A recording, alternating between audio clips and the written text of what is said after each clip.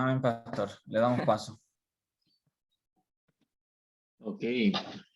Lo grabas para cualquier cosa que pueda decir, pues, pueda quedar registrada, ¿no? Para lo que me solicitó la otra vez, ¿no se acuerda? Que quiere hacer algo, una página de apologética y algo, estamos grabando todos los temas. Ah, vale. Ostras. Vale. Sí. Sí, sería interesante esto, ¿no? Sería interesante. Hoy voy a hacer, va a ser solamente charla.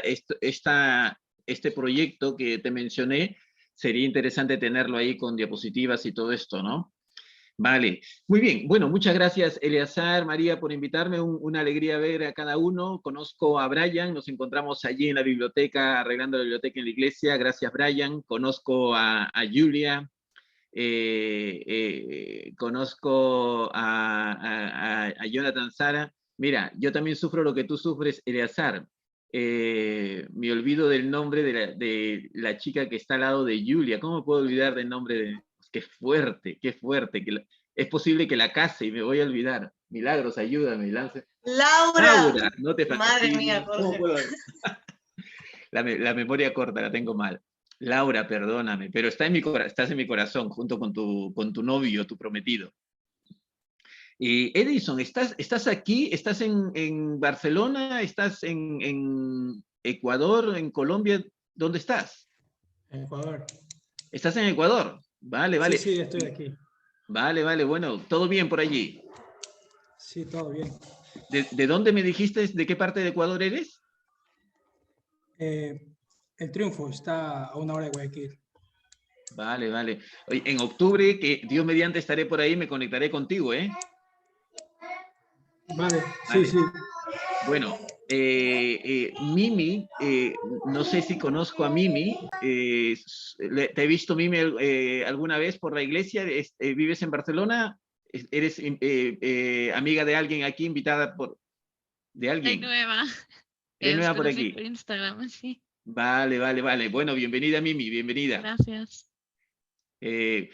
No vayas a pensar que todas las reuniones son así, de gente que se olvida, que tiene lapsus y espacios de amnesia momentánea, ¿no? Poco raros somos, pero no tanto también, ¿eh? Daniela, ¿te conozco, Daniela? A ver. Sí. ¿Qué tal, Daniela? Sí, no, muy bien. Y después, ¿quién más está? Alexandra, conocerla, bueno, más o menos. Sí, Alexandra, somos parte del equipo ahí, equipo administrativo ahí en la iglesia. Aarón y Brian. ¿Quién es Aarón y Brian? ¿Tu prometido, Laura? Sí, vale, muy bien. ¿Y Klaus? ¿Quién es Klaus? ¿Conozco a Klaus? Klaus hola a todos. Yo ando enferma, tengo unas pintas fatales. Soy amiga de Brenda. Ah, Herrera. Claudia Herrera. Claudia, la del librito. Vale, claro que la conozco a Claudia Herrera. Vale, y ¿Eduardo quién es? Sí. Eduardo, un compañero de Perú. Bueno, casi todos son de Perú. Casi todos son peruanos. Sí. Yo de Ecuador, Yo de Ecuador. Mira, Brian es de Ecuador, Edison de Ecuador, Alexandra de Ecuador. Alexandra igual es de Ecuador. Bueno, entonces están los ecuatorianos liderando este día. Claro. Y 2 chilenos, 3 ecuatorianos. Venezuela. Tenemos ahí dos no sé españolas, dos catalanas. Julia no sé de dónde es. Bueno, Julia tiene partido el corazón entre Perú y España. Cataluña.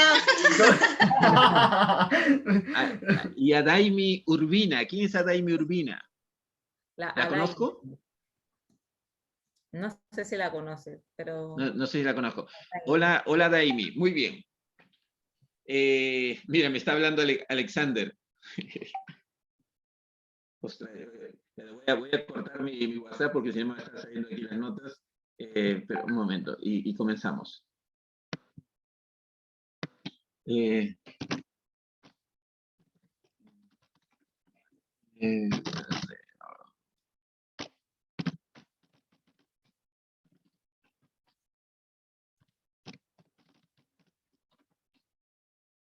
Vale, ok, corto esto. Muy bien. Ok. A ver.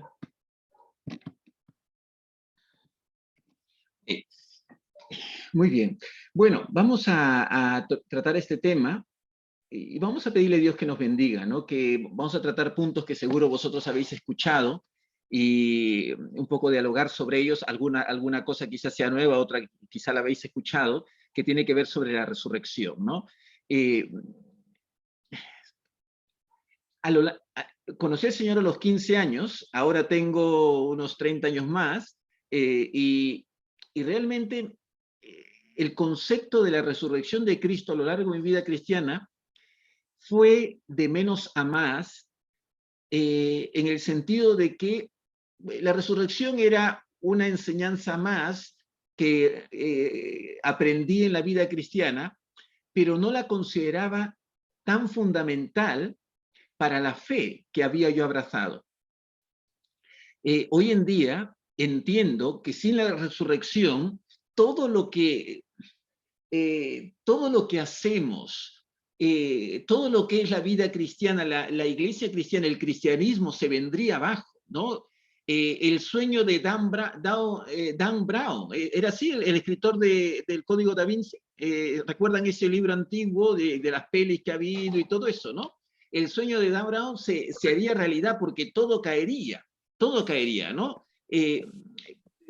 Sin la resurrección, yo sería un estafador y sería el más digno de conmiseración, dice Pablo. Y vosotros estaríais engañados, os han lavado la cabeza, el cerebro, y os habéis suicidado intelectualmente, y esa es la única razón para poder estar aquí.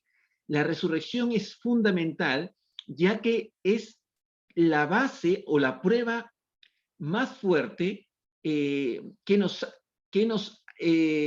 lleva a la convicción de que aquel en el cual hemos puesto nuestra esperanza, que es Jesucristo, realmente es la conexión entre el Dios no conocido, invisible, y nosotros, los que estamos en esta tierra.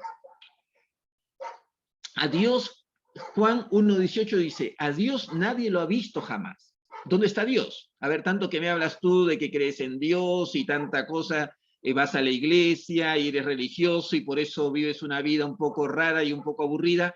¿Dónde está tu Dios? ¿Dónde está tu Dios? ¿No?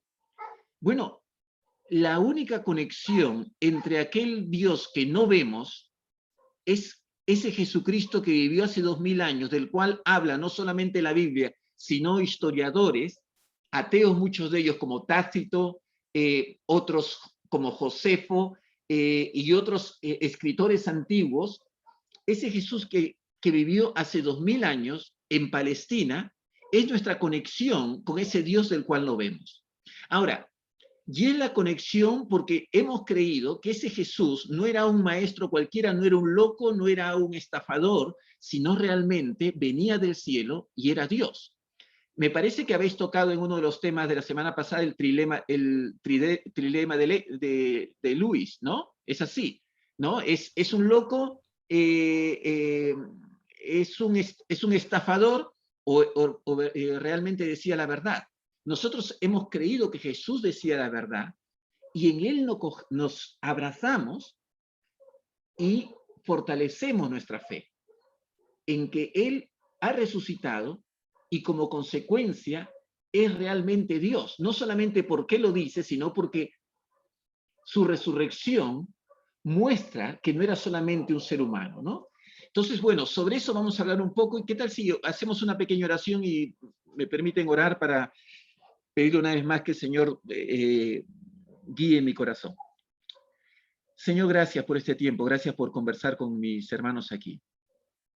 Me pongo delante de ti junto con ellos para suplicarte que tú me unjas, que tú me llenes de tu Espíritu Santo, Señor. Voy a tocar puntos que es muy posible que ellos ya hayan escuchado, pero te pido que tu Santo Espíritu sea ministrando nuestros corazones, Señor, y trayendo luz, paz, tranquilidad. Gracias te damos, Señor. Gracias. En el nombre de Cristo Jesús. Amén. Amén. ¿Cómo sería, cómo hubiese sido si hace 2000 años, cuando María salió embarazada, al mismo tiempo, si ya existiese el Internet, si hubiese inventado el Instagram, o el Face. ¿Cómo hubiese sido? Las fotos y los comentarios de la chica embarazada, ¿no? Y que mira, por ahí los chismes de que es posible que José no sea el padre del hijo, y cómo el tráfico en Internet hubiese aumentado respecto a este tema. Luego, cuando ese Jesús crece y comienza a hacer milagros, hubiese existido fotos o no fotos de este que dice que ha sido sanado o no. Y luego de la muerte de Jesús, hubiesen existido muchas fotos, ¿no? Porque mucha gente lo vio, y de eso habla también historiadores como el que he mencionado, como Tácito, en los anales del Imperio Romano. Tácito fue uno de los historiadores más importantes de los Césares, justo en el tiempo en que Jesús vivió. Y él, Tácito, no escribiendo de Jesús, sino escribiendo la historia de los emperadores, registró también la vida de Jesús. Eso para vosotros, si hay alguien que duda de la existencia de Jesús, que hay gente un poco, lo siento, ignorante, que duda de la existencia de Jesús, esto en los círculos intelectuales no está en duda. Sí, sobre la resurrección, esto sí te van a decir esto es una leyenda o lo que sea, pero sobre la existencia de Jesús, sobre esto no hay duda. En el país, ahora no lo he traído, se lo puedo enviar, en el país salió el registro de los grandes historiadores y que mencionan la existencia de Jesús y cómo en círculos intelectuales no está en duda la existencia de Jesús. En un periódico como El País, que sabéis que no es de derechas tanto, y no es que apoya la fe cristiana, también El País, ¿no? Entonces, estamos hablando, ¿qué hubiese pasado si en ese tiempo hubiese habido internet, fotos de la muerte de Jesús, y luego si conocéis la historia, van las mujeres a ver el sepulcro y encuentran que ese Jesús al cual habían sepultado ya no está ahí? Hubiesen corrido las fotos y los comentarios y todo esto, y todo un movimiento tremendo. No sucedió así. No tenemos esas fotos que podríamos enseñar. ¿Cómo deducimos la verdad de tantos de sucesos que han acontecido hace tantos años atrás? ¿Cómo deducimos la verdad? La deducimos hoy en día por evidencias. Evidencias simplemente. Según la disciplina de estudio, se buscan evidencias que den una base sólida para proponer una tesis y llevar a comprobar una tesis. Tenemos sospechas, cuando uno va a hacer un proyecto de grado, tiene una sospecha y hace un marco teórico y luego da pruebas, indicadores y pruebas para confirmar o negar la sospecha que uno tiene, ¿no? La sospecha que nosotros tenemos es que Jesucristo resucitó. Ese Jesús que existió hace 2000 años, nosotros como creyentes tenemos la sospecha que resucitó. Y vamos a ver si hay evidencia respecto a esto. En El País, hace unos días salió un nuevo descubrimiento del Homo dragón. Homo dragón me parece que es, a ver si lo tengo por aquí.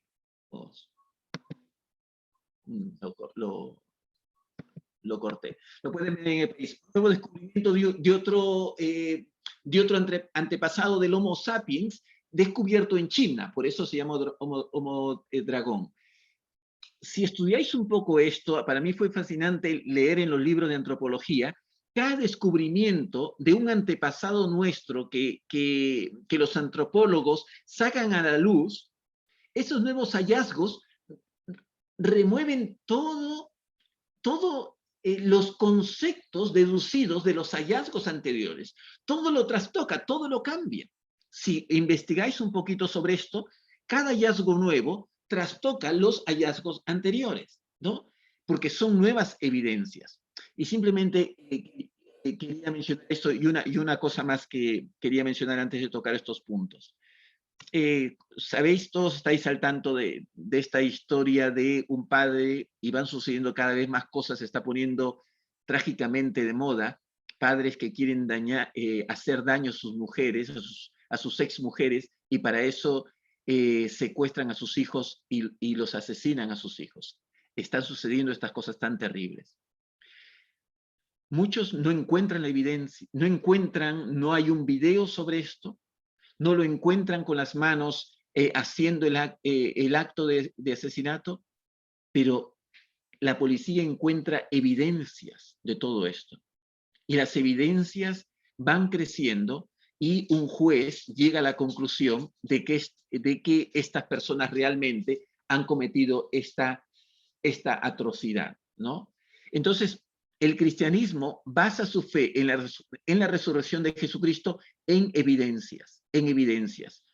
Y, en primer lugar, quiero mencionar una primera evidencia que quizá más que todo es ir en contra de algo que algunos mencionan. Esto de la resurrección de Cristo, muchos dicen, es una leyenda que se formó a lo largo de los siglos. Y quisiera que alguien pueda abrir sus Biblias en 1 Corintios 15, del 1 al 5, y lo pueda leer, por favor.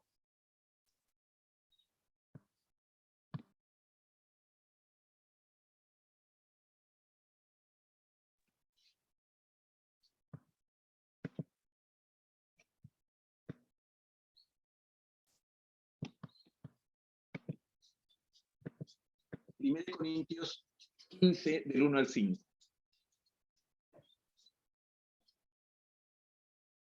Cualquiera. Vale.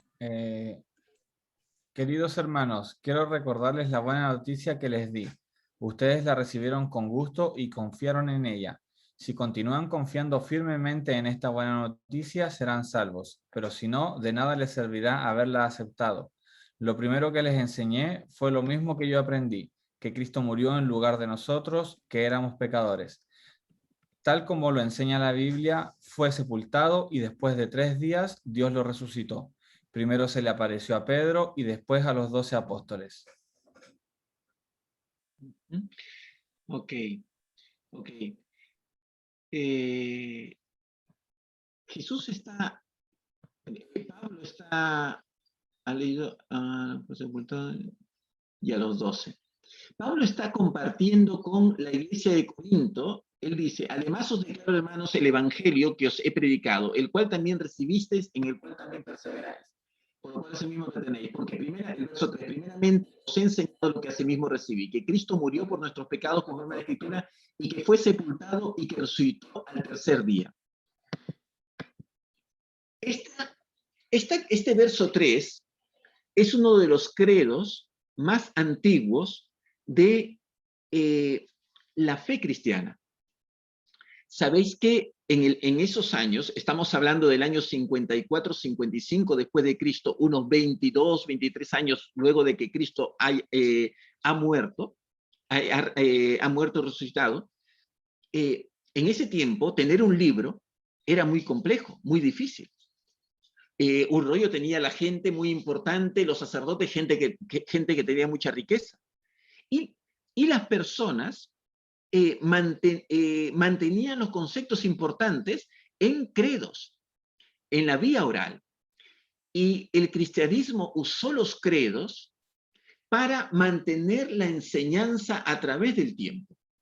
Y cuando el verso 3 dice, primeramente os he enseñado lo que asimismo recibí, que Cristo murió por nuestros pecados conforme a la Escritura y que fue sepultado y que resucitó el tercer día conforme a las Escrituras. Esto era un credo que la iglesia primitiva constantemente repetía, porque era algo que ellos habían abrazado. Y otro dato más, cuando la gente se bautizaba en ese tiempo, recitaban un credo. O el que los bautizaba le preguntaba, ¿crees que Jesús nació de la Virgen? Sí, lo creo. ¿Crees que murió en una cruz por tus pecados? Sí, lo creo. ¿Crees que resucitó de los pecados? Sí, lo creo. Era un credo que se repetía constantemente. Y esto ya se da en el año 54 en que fue escrito. Muchos dicen que la resurrección de Cristo es una leyenda que hoy en día se cree. Pero cuando tú estudias sobre la formación de las leyendas, los estudiosos dicen que para que una leyenda se cree, cualquier leyenda que tú quieras, la leyenda de San Jordi o la leyenda de lo que quieras, mínimo son 2 o 3 generaciones. Una generación son 40 años. 2 generaciones, 80 años. 3 generaciones... Perdón que tengo un can aquí. Amor, perdón. 3 generaciones son 120 años para que una leyenda se forme. Sin embargo, el credo de que Jesús había resucitado 22 años después de su muerte, ya la iglesia cristiana lo repetía constantemente. 1 Corintios 15:3. Ya se repetía, ya la iglesia lo tenía como una verdad que manifestaban constantemente. Entonces, cuando alguien te diga, esto es una leyenda, bueno, para que sea una leyenda, desde la muerte de Jesús hasta que toda la iglesia en el Imperio Romano lo creyera, solamente habían pasado 22 años que nosotros tengamos registrado. Y más aún, si eres más estudioso, dice el verso 3, y si te fijas un poco más, primeramente os he enseñado lo que asimismo recibí. Pablo está refiriéndose al tiempo en que él ya le había enseñado antes de escribir esta carta, él ya les había enseñado esta verdad de que Cristo había resucitado años antes. Entonces, antes de los 22 años, podría ser a los 19 años de la muerte de Cristo o a los 15 años, Pablo ya había enseñado esto. Entonces, el que alguien te diga, esto es una leyenda, racionalmente, intelectualmente, es una barrabasada, es una impostura, no es lógico este argumento que te puedan dar de que esto es una leyenda formado a través de los siglos sobre la resurrección. Los primeros cristianos ya lo creían. ¿Vale? ¿Se entiende esto? Primero, ¿vale? Segundo, el tema que vosotros seguro habéis escuchado, la tumba vacía. La tumba vacía. Se comienza a propagar entre los cristianos de ese momento que Jesús ha resucitado. Miren, muchas gracias. Estamos en el Imperio Romano, ¿vale? Poncio Pilato lo ha mandado a asesinar. Eso está en un libro, en Anales del Imperio Romano, escrito por Tácito. Pilatos lo ha enviado a asesinar a este Jesús, a este milagrero, ¿vale? Y este grupo de seguidores de Jesús comienza a proclamar que ese Jesús ha resucitado. Habían 3 opciones. Los romanos van a la tumba y sacan el cuerpo y muestran que lo que están diciendo era mentira. El cuerpo lo tenían custodiando soldados romanos. Sabéis que los soldados romanos, había 4 soldados y luego hacían turnos y cambiaban a otros soldados. Y si un soldado fallaba en la misión que tenía, en este caso de cuidar el sepulcro, ese soldado moría. Muchos dicen los romanos lo robaron. Era imposible. Los romanos, para ellos, fácil hubiesen derribado esta proclamación del Jesús resucitado mostrando el cuerpo. Los judíos lo robaron. Imposible. Los judíos también hubiesen sacado el cuerpo de Jesús diciendo lo que predican estos cristianos también es mentira, aquí está el cuerpo. Los cristianos lo robaron. Robaron el cuerpo para tapar, para no quedar en ridículo frente a su fe. si los cristianos hubiesen robado el cuerpo, los discípulos, ellos tenían el cuerpo. Y dice la historia que ellos desde ese momento comenzaron a predicar el evangelio, a predicar que Jesús resucitó, y todos, menos Juan, murieron martirizados, flagelados, crucificados, todos murieron en muertes terribles. Si los discípulos robaron el cuerpo y lo guardaron y simplemente fingieron, comenzaron a predicar una mentira que ellos sabían que era mentira, la pregunta es, ¿tú podrías morir por una mentira? Si ellos sabían que Jesús realmente ha muerto, ¿ellos decidieron morir por una mentira? Yo podría, si Dios me da la fuerza, morir por una verdad. Que Jesús resucitó. Ostras, esto es verdad y aquí no me quitan, no me saca nadie. Pero si yo sé que realmente Jesús no resucitó, vale, me empecino porque no quiero dar mi brazo a torcer porque soy un soberbio, pero de allí a morir flagelado, crucificado, azotado, eso es otra cosa. Por ejemplo, Marcos, uno de los escritores bíblicos, discípulo de Pedro, él fue uno de los que llevó el evangelio a la India. En la India, Marcos es muy famoso, porque él llevó el evangelio a la India.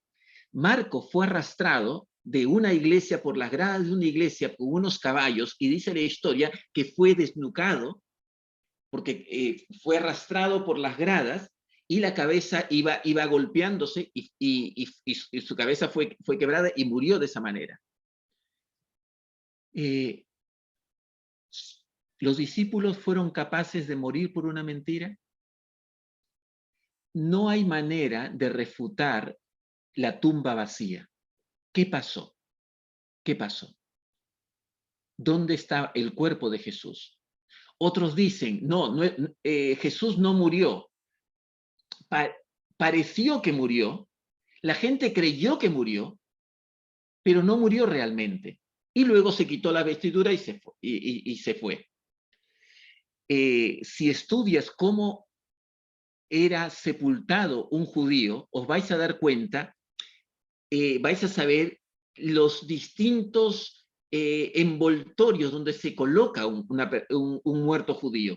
Y luego, qué especias se colocan sobre él, y como si Jesús no murió por las heridas, hubiese muerto ya por la forma, la mortaja puesta sobre Jesús y la forma en que son sepultados los muertos en ese tiempo. Entonces, de manera racional e intelectual, es muy complejo responder qué pasó con la tumba vacía. ¿Por qué ni los romanos ni los líderes judíos podían refutar esto? Lo que dijeron los judíos y los romanos es que los discípulos habían robado el cuerpo. Habían robado el cuerpo. Lo cual, otra vez vamos al argumento. Si ellos robaron el cuerpo, ellos comenzaron a predicar una mentira y murieron por esa mentira, lo cual es muy complejo. Es muy complejo sostener. Entonces, mi tercera evidencia por la cual yo creo que Jesús, o por la cual veo evidencia en que algo tuvo que pasar con Jesús, es la tumba vacía. No hay manera de responder, de solucionar el problema de la tumba vacía, a no ser que Jesucristo realmente resucitó. Y con el poder de Dios, la piedra fue removida, los soldados, como dicen, fueron dormidos, y Jesús resucitó realmente. No hay manera de resolver esto a no ser con la resurrección poderosa de Jesús. Segunda evidencia.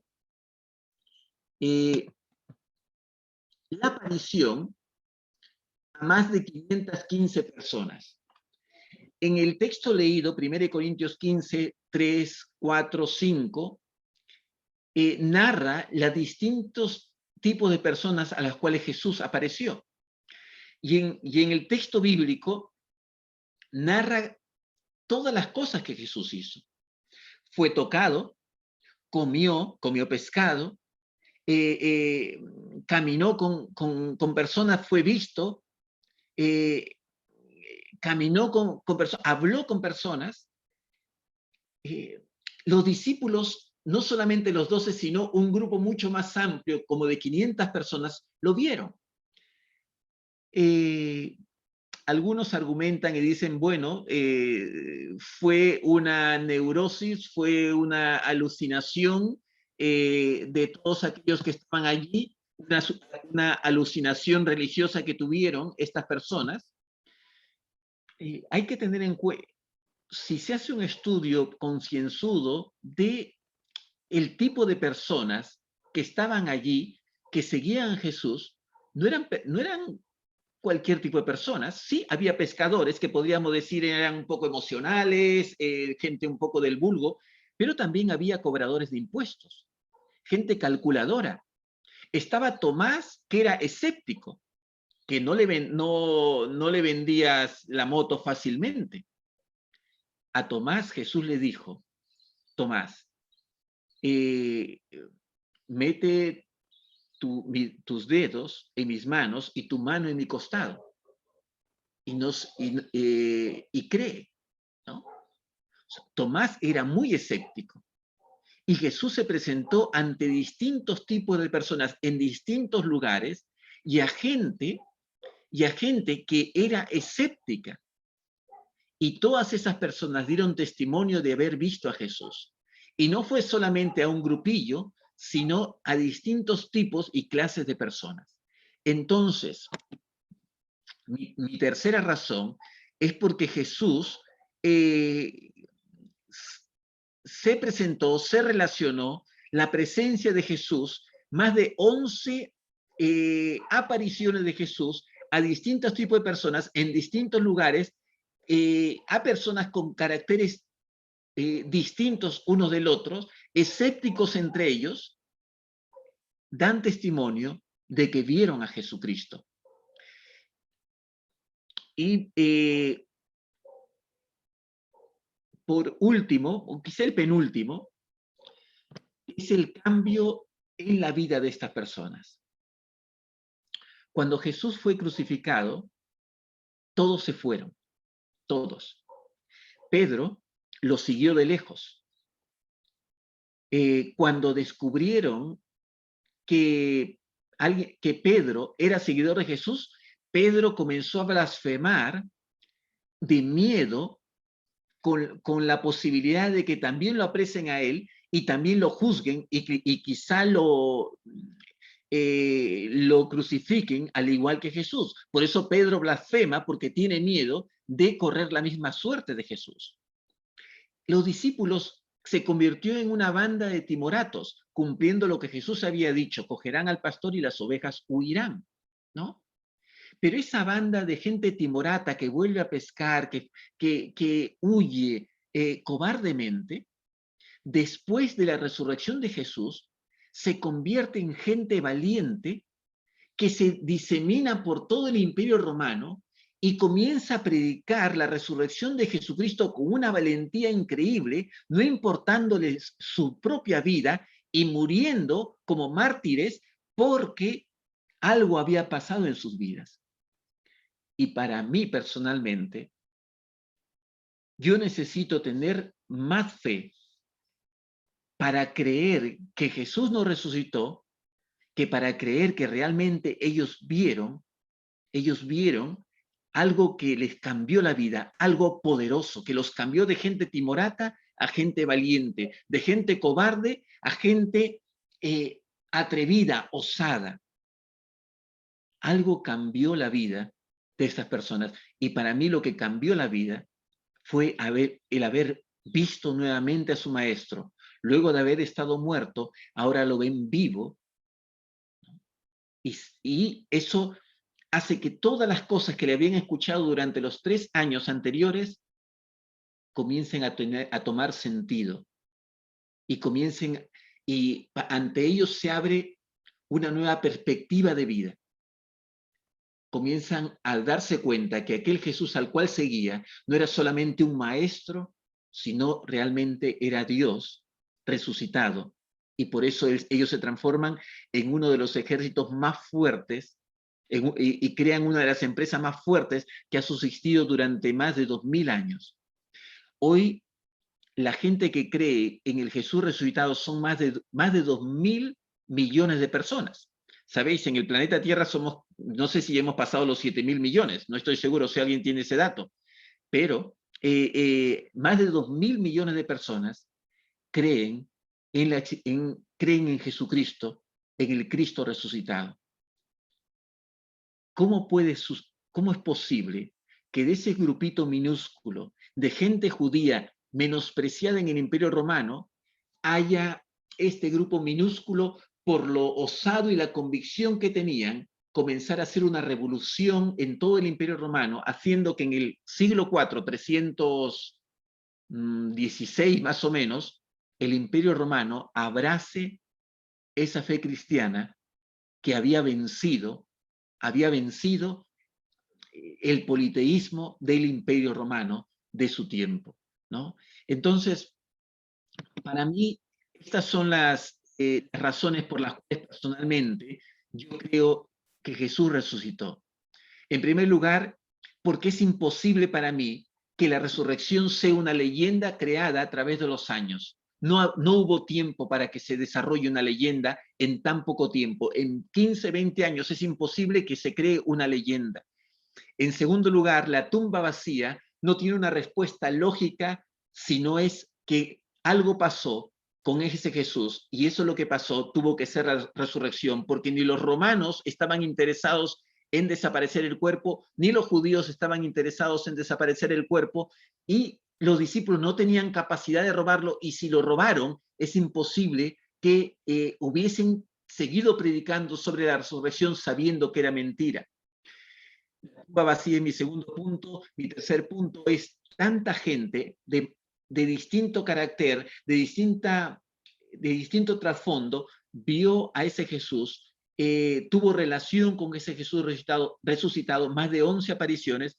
Y en cuarto punto, la transformación de ese grupo de discípulos con carácter apocado, amilanado, cobardes, se transforman en un batallón de gente valiente, osada, con una convicción imposible de derrotar, al punto de que entregaron su vida por esa convicción. Esto para mí simplemente me muestra de que algo muy grande tuvo que suceder. Y eso para mí es la resurrección de Jesús, ¿no? Entonces, esto es lo que yo quería compartir con vosotros y nada más. Amén. ¿Alguna pregunta?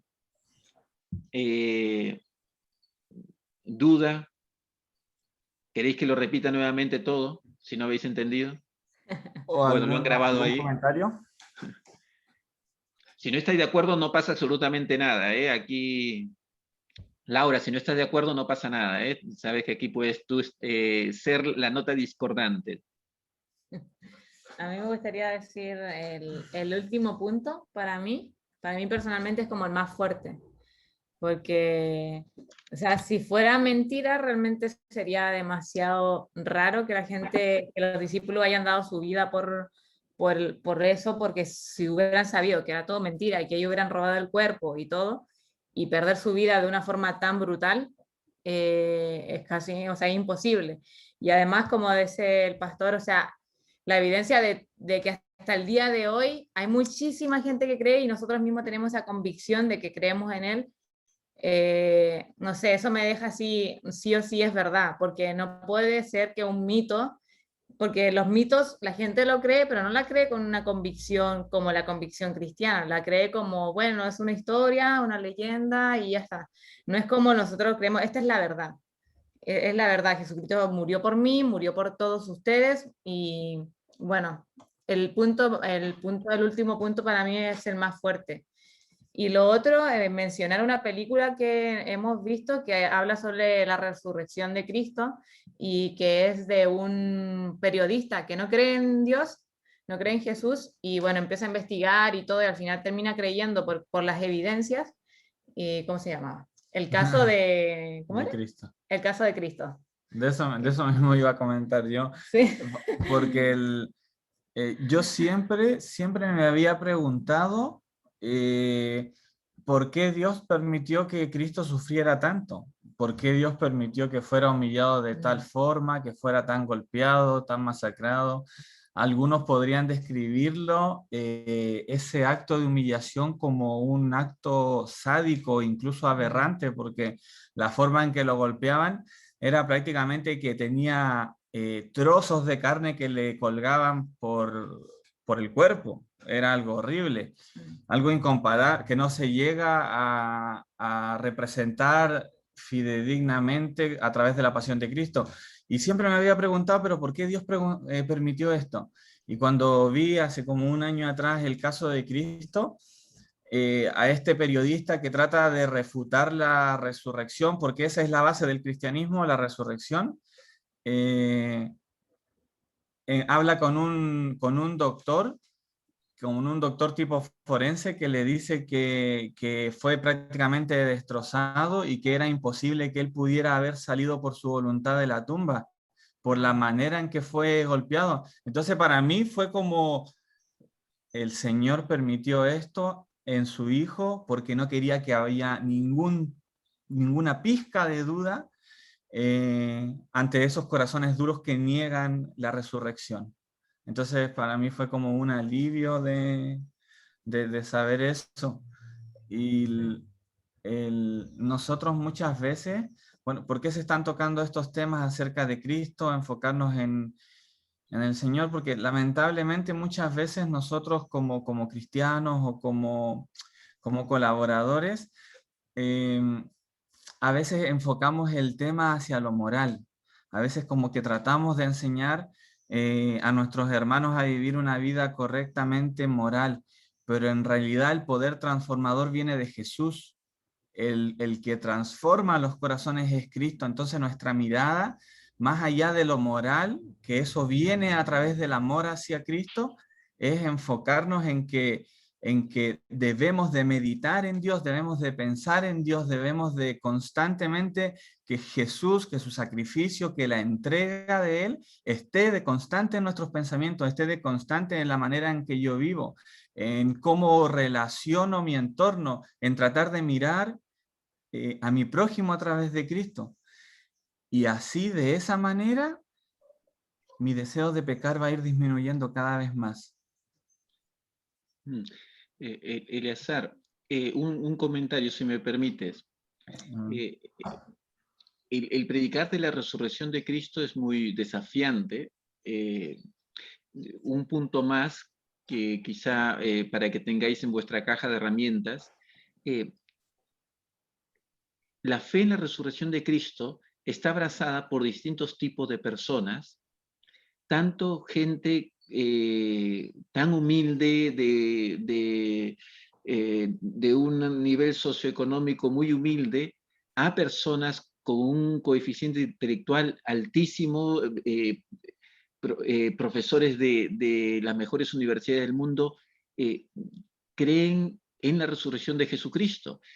Hay un curso que es el curso Alfa, no sé si habéis visto estos videos Alfa, son videos evangelísticos muy interesantes, donde sale el testimonio de Francis Collins, que, es que fue el director del equipo que descubrió o descifró el ADN, ¿no? Todo lo que tiene que ver con el ADN. Francis Collins fue el que dirigió el equipo que pudo descifrar y todo lo que el inicio del descubrimiento y el estudio del ADN. Él es un hombre de fe y cree en la resurrección de Jesucristo. En el tiempo de cuando recién se iniciaba la pandemia, salió en Estados Unidos, salieron gente muy renombrada para tratar estos temas y él salió allí. Y este es un hombre de fe. Entonces, no solamente lo creéis vosotros, lo creemos nosotros, lo creen gente en altos niveles políticos, económicos, culturales, educativos.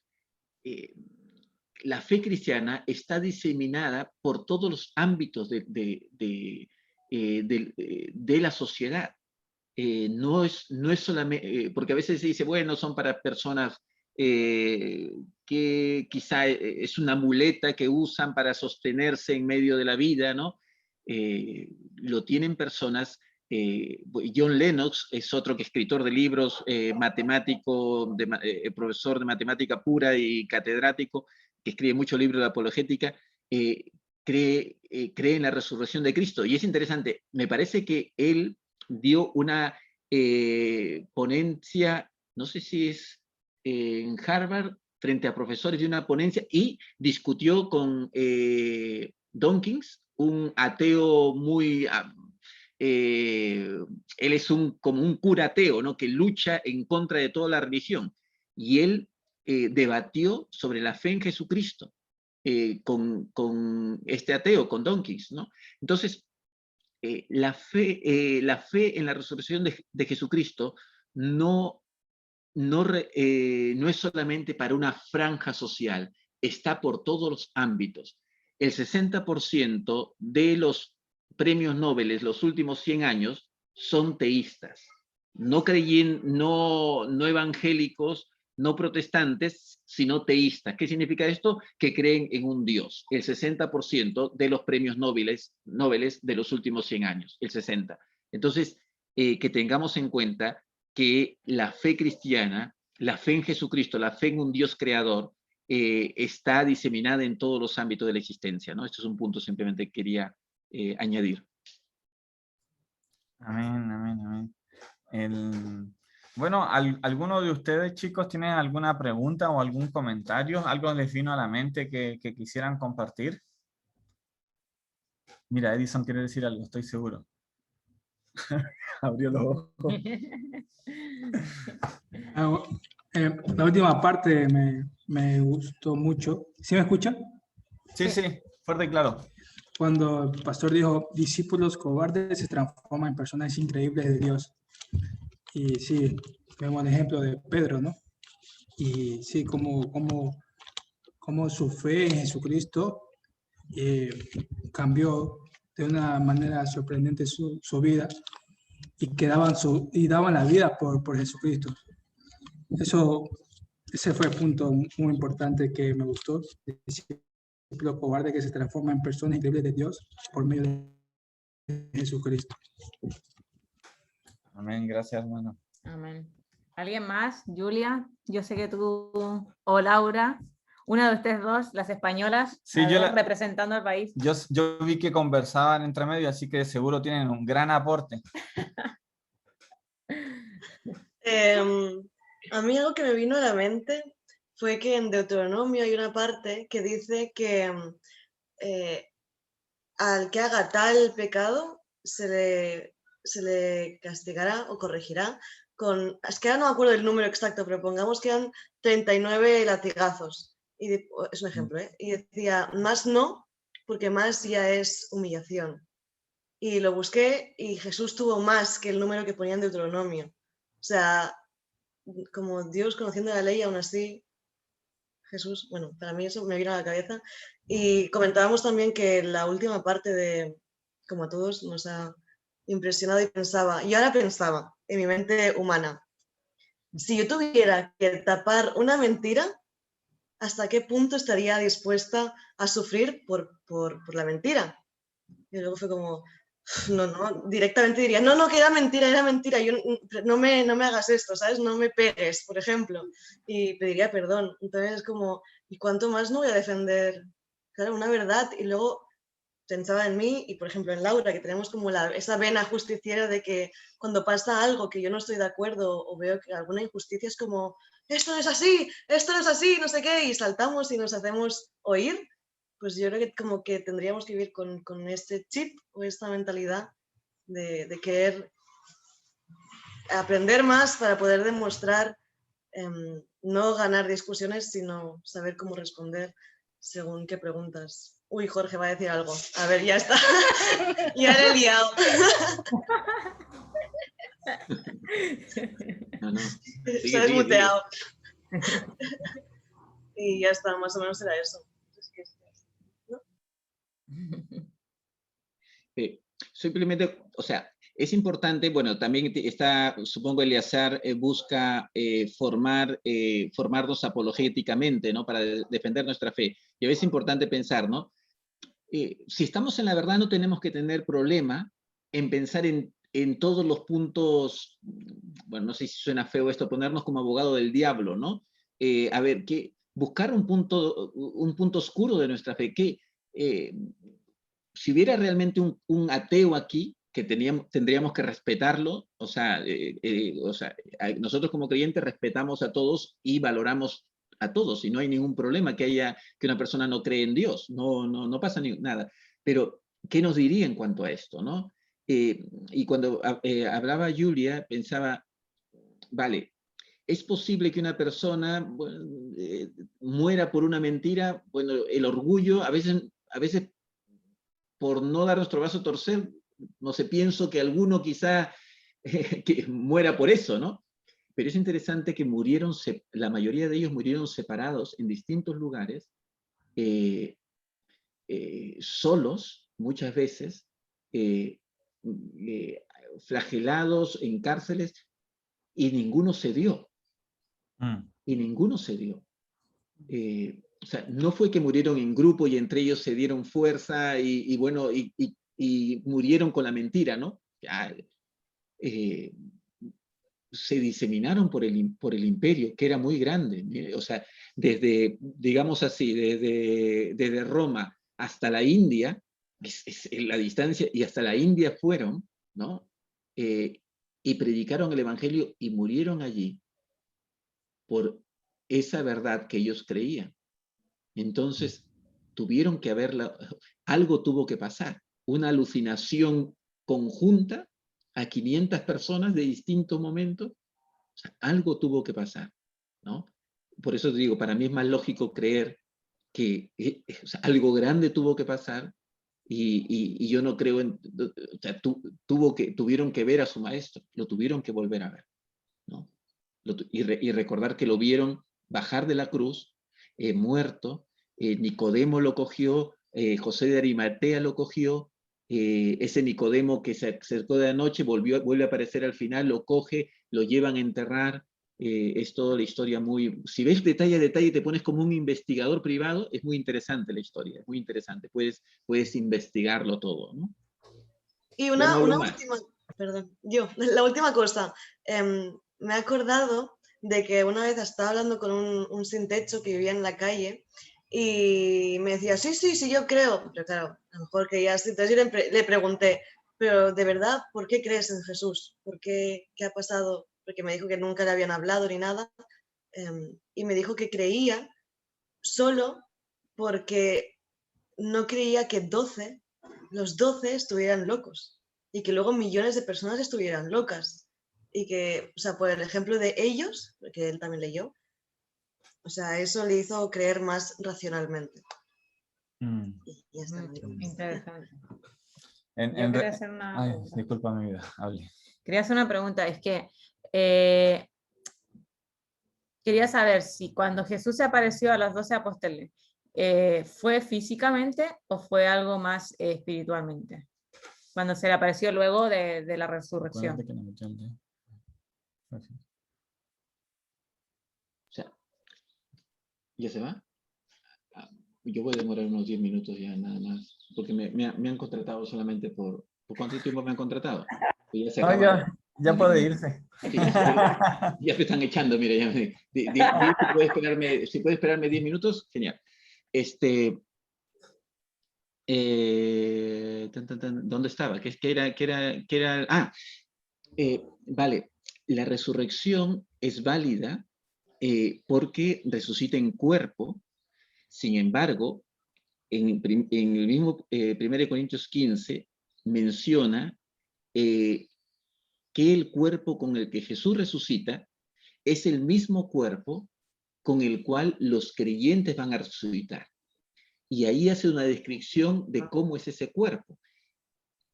Y Jesús resucita también para mostrarnos cómo vamos a resucitar nosotros. A Jesús lo podrían tocar. Toca mis manos, mete tu dedo en mi costado. Era carne, era cuerpo, ¿no? Era cuerpo. Sin embargo, 1 Corintios 15 dice que es un cuerpo que ya no se va a corromper.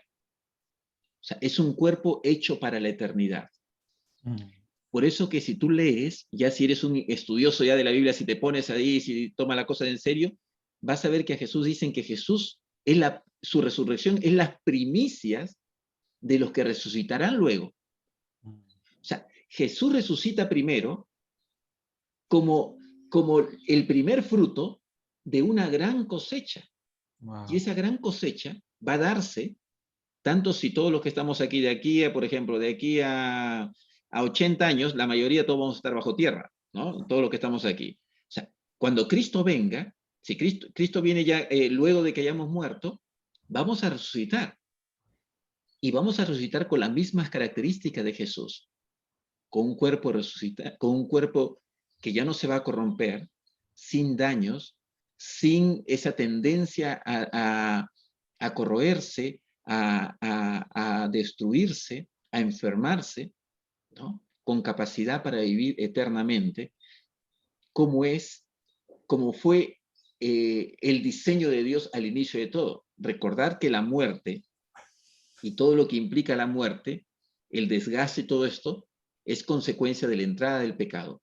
Pero cuando Cristo resucita ya sin la ley del pecado. Y nosotros también cuando resucitemos, vamos a resucitar sin la ley del pecado. Entonces, Jesucristo resucitó en carne y hueso, pero de carne distinta, ¿no? De ahí ya vienen las preguntas de qué edad resucitaremos, y eso ya es un tema para una vigilia, una noche alrededor de una barbacoa comiendo aquí, pero algo allí, más o menos. Vale, voy que estoy con un hermano que está ayudándome en cosas aquí, pero chicos, muy bien en cuanto a esto, pero es un tema apasionante en cuanto a esto, y mi visión es, yo no tengo que dudar en cuestionar mi fe, porque estoy convencido que es la verdad. Y como dicen, el que nada teme, el que nada debe, nada teme, ¿no? O sea, pregúntame lo que quieras, investiga y si hay algo que no puedo responder, no pasa nada, porque yo sé a quién he creído en Jesucristo. Y añadido a esto, la experiencia que hemos tenido transformadora con Jesucristo, esto ya es algo trascendente, pero esto para mí es algo que va mucho más allá, ¿no? Mi experiencia real con Jesucristo de transformación personal de mi vida, que ha impactado mi familia, mi hogar, mi matrimonio, mi relación con mi hija, con mis padres, con mis hermanos, eso a mí no me lo refuta nadie. Y esto lo hizo el Jesucristo resucitado, ¿no? Vale, un abrazo. Muchas gracias por invitarme, Eleazar. Conectados mañana, en el culto estará José Martínez terminando el libro de Filipenses. No terminó la semana pasada, sino termina el libro esta semana, y José Martínez estará predicando el mensaje de la palabra, ¿vale? Un abrazo a todos y un gusto haber conocido a algunos como Mimi, a Eduardo. Hola, ¿qué tal, Eduardo? Y algunos más por ahí. A Laura también haberla conocido un poco más hoy. Y ya está. Gracias, pastor. Muchas gracias, pastor. Vale. Un abrazo. Diego. Que vaya bien. Bueno, vamos a orar por el pastor y por lo que hemos aprendido, para que el Señor nos ayude a ser sabios cuando tengamos que responder ese tipo de preguntas. Te la voy a cortar esto.